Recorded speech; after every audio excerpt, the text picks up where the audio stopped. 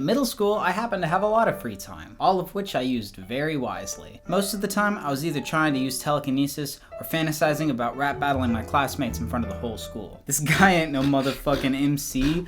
I know everything he's about to say against me.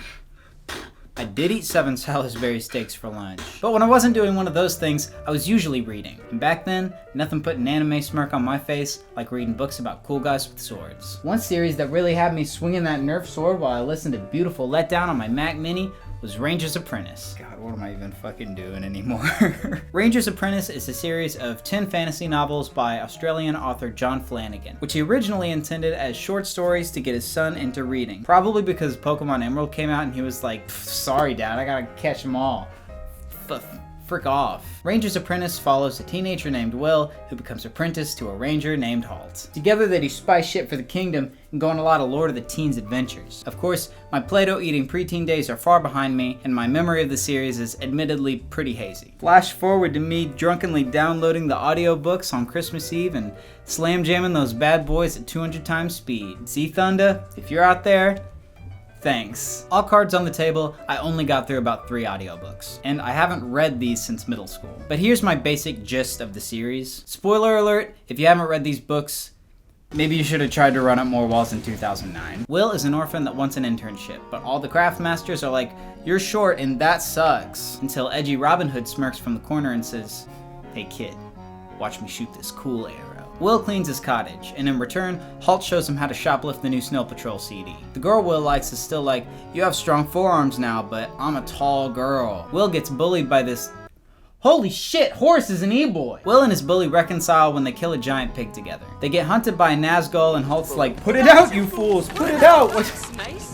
Why don't you just put it out? You find out that they're actually getting controlled by this warlord named Morgorath. And so the Baron is like, legends don't burn down villages. But then Morgorath gets killed by a 16-year-old. Will gets enslaved in Antarctica and becomes addicted to a drug that makes you warm. It's called wormweed. After that, it's mostly just Will and Halt making chump change warlords look bad and balling with their bros and getting kidnapped a lot more times. Toward the end of the series, Flanagan randomly released a book of short stories about the world, but that's just a Skyrim lore book. The series becomes a spin-off when Will takes his own apprentice, but those books didn't make me whittle sticks in the thicket behind my house while I listened to Papa Roach on my dad's iPod Shuffle. Again, I only re-listened to 3 of the audiobooks, and the rest I just researched on the Flanagan wiki, but that's a lot of teen Skyrim even for me. So I took a break from the books to see what else was going on with the series. I found out that Flanagan is still writing the spin-off series which takes place in the same universe, which made 7th grade me very happy. I also found out that the Ranger's Apprentice has secured a movie deal to be produced in 2020, which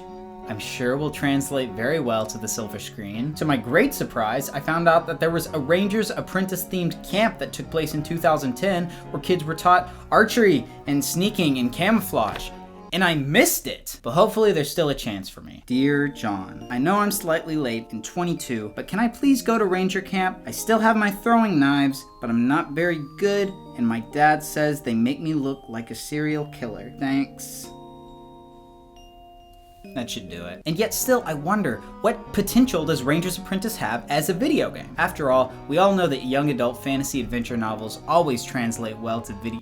Oh god! Oh god! So after a lot of listening to this chill-ass dude read to me at 200 times speed, I've decided that this series would make a really good couch co-op open-world fantasy RPG. In the Army of Two games, you and a friend choose between 2 mercenaries to team up together, switching up tactics to face a co-op campaign and defeat terrorists. Growing up in an era where couch co-op was dying, these games were pretty cool. And I think a feature like this would work for our adaptation of Ranger's Apprentice, only we would be using Cloak and Dagger instead of Bullet Hell. Only instead of just using Will and Halt, 2 rangers, you would go through the plot of the book, unlocking other playable characters that you meet in the series. I picture it the way that a lot of Dragon Ball Z RPGs work, where you meet characters along the way that you see in the show, and bond with them, and eventually unlock them as playable characters. Different character combinations would lead towards different fighting styles, such as the Princess Cassandra and the Barbarian Iraq as a stealth aggro combo. Even minor characters could be thrown in the mix, whether they're playable for mini missions or just a few. A similar game that parallels this type of cooperative story mode is the Simpsons video game. What am I even talking about anymore? The Simpsons video game allowed players to choose between different members of the Simpsons family to team up to save the town from aliens by combining their unique abilities. Marvel Ultimate Alliance also allowed for a co-op mode that allowed players to customize their unique team builds. Games like God of War emphasize this dual character storytelling style with a closer tone to the Ranger's Apprentice, but don't actually allow co-op campaign. Imagine if Fable's co-op mode wasn't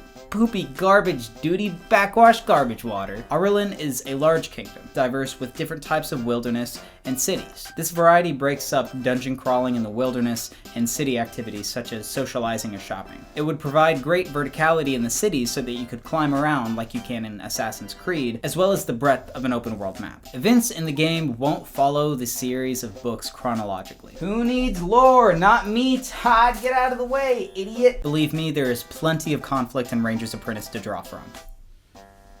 Viking raids, monster hunts, civil wars, drug lords, warlords, mini-bosses, big bosses, cake bosses, and for some antagonists, you could put them in the correct order. For example, the boar that Will and Horace kill together in the first book could be used to unite them at the end of the tutorial as a mini-boss and allow you to play as Horace. More aggressive bosses such as Tennyson or Morgorath would appear later in the game. The character arcs would be more interesting than the actual plot of the game, and you can show this by allowing characters to build their relationships with each other and grow up together as the story progresses. Think of the tone of the Harry Potter series. In the first book and movie, it starts off very lighthearted and childlike, as most of the characters are children. However, as you progress towards the last movies and books, the tone becomes much darker and twisted and scary. Similarly, Ranger's Apprentice could build from an easygoing medieval fable vibe to a Dark Souls Sekiro, how the fuck am I supposed to beat this Yukon Cornelius type boss type beat? The point is to make a fun game. So we're going to focus on drawing fun gamey elements out of the series. So what features in the Ranger's Apprentice books would make it a good game? The game would emphasize stealth, which Will and Halt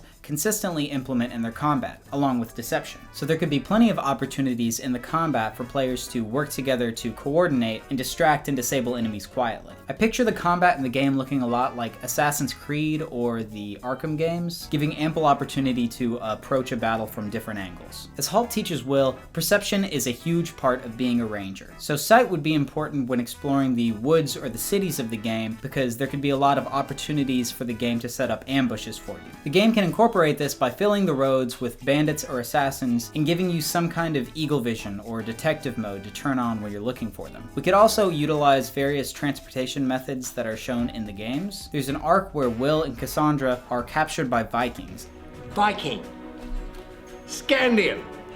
They're just Nords, Viking. John, and forced into slavery. They try to escape using a boat but are foiled by their lack of nautical knowledge. In the game, you could use boating as a feature to maneuver around the map, upgrading your boat as you can afford to buy different parts and learn more knowledge about seafaring. Horseback riding plays a large role in the books as far as chivalrous combat goes, as well as just traveling quickly. I imagine you would want to try not to make it like Red Dead Redemption, where you're on the horse a lot. Personally, I'm a sucker for game with good fashion. Ranger merchants could appear like the tailors in Assassin's Creed, who sell you functional clothing and cool dyes that make you look fabulous, and hide the airsoft guns that you and your boys got at Gatlinburg. Some kind of system with fame and infamy would also play a role in the game. Depending on what factions or countries you help throughout the game, your level of fame will change with different NPCs and make them like you more or less, affecting the outcomes of future quests involving them. We see this in games like Star Wars Knights of the Old Republic and Fable, where your fame changes not only your appearance, but also the way that the game functions. In addition to the campaign,